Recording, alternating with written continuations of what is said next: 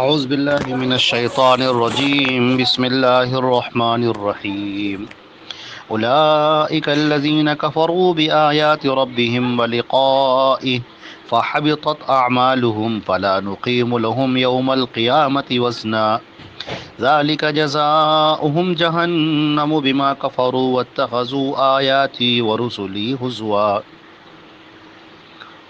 یہ سورۃ الکہف کی آیت نمبر 105 اور 106 ہے۔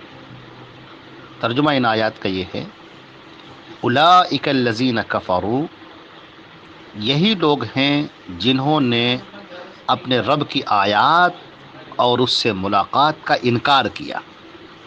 فحبطت اعمالهم، تو ان کے اعمال ضائع ہو گئے۔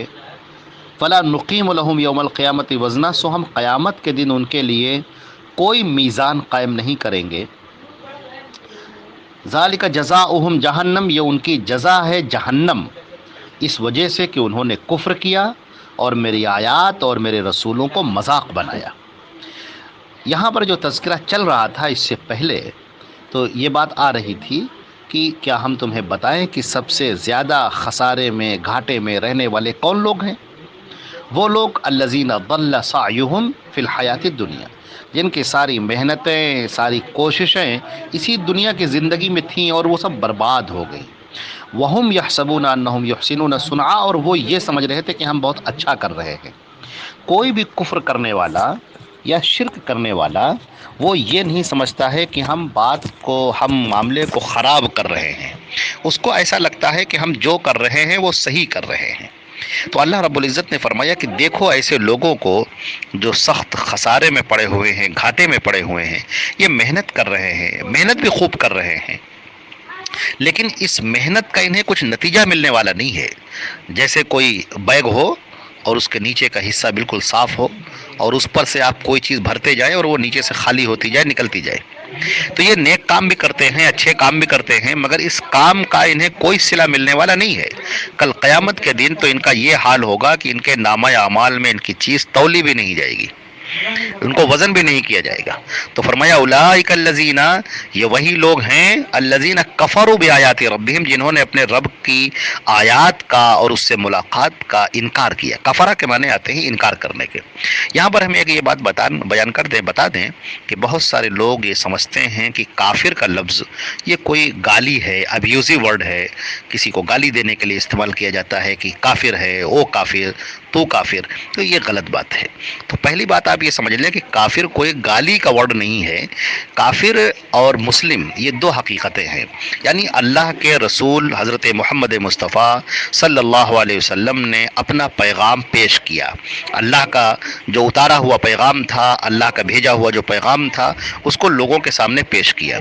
جنہوں نے اسے قبول کیا وہ مسلم کہلائے، فرما بردار، مومن کہلائے، ایمان لانے والے، اور جنہوں نے اس کا انکار کیا وہ کافر کہلائے، انکار کرنے والے۔ کفرہ کے معنی انکار کرنے والے۔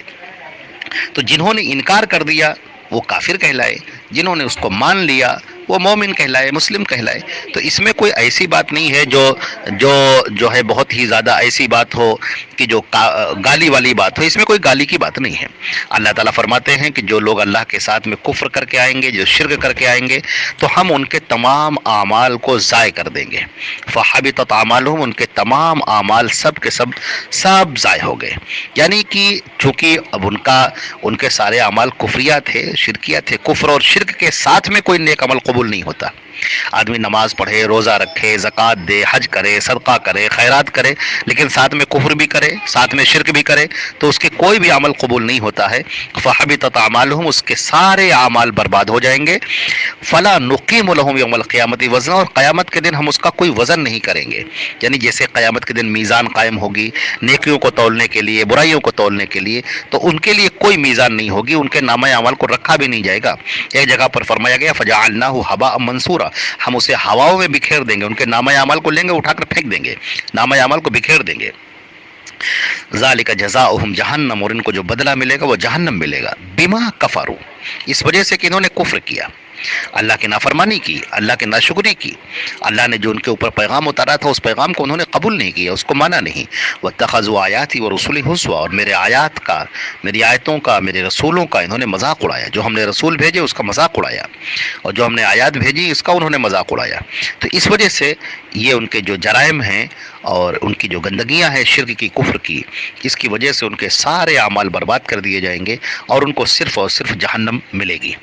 تو یہاں پر یہ یاد رکھنا چاہیے کہ جو دنیا کے اندر کفار اور مشرکین ہیں جو نیک اعمال کرتے ہیں، اچھے بھی کام کرتے ہیں، غریب کو کھانا کھلا دینا ہے، کسی کے کام آ جانا، اس کا کیا ہوگا؟ تو اس کا بدلہ انہیں اسی دنیا میں دے دیا جاتا ہے، اور آخرت میں ان کے لیے سوائے جہنم کے اور کچھ نہیں ہے۔ اس لیے کہ اللہ سے بغاوت، اللہ کے ساتھ میں شرک، یہ سب سے بڑا گناہ ہے۔ نبی کریم صلی اللہ علیہ وسلم سے پوچھا گیا کہ اکبر الکبائر کیا ہے، یعنی سب سے بڑا گناہ کیا ہے؟ نبی کریم صلی اللہ علیہ وسلم نے فرمایا تم اللہ کا کسی کو شریک ٹھہراؤ۔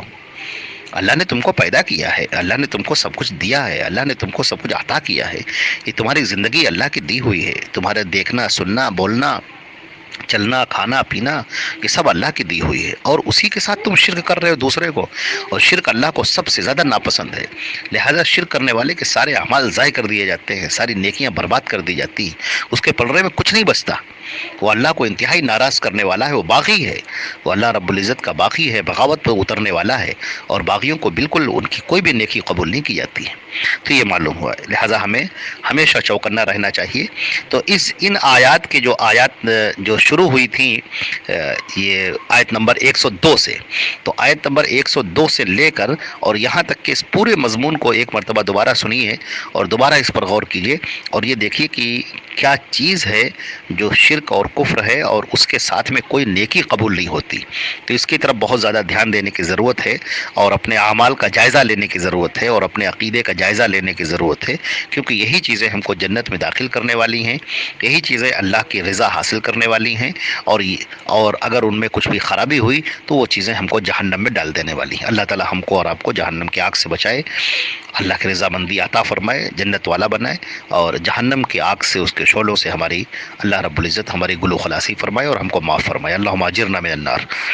والسلام علیکم ورحمۃ اللہ۔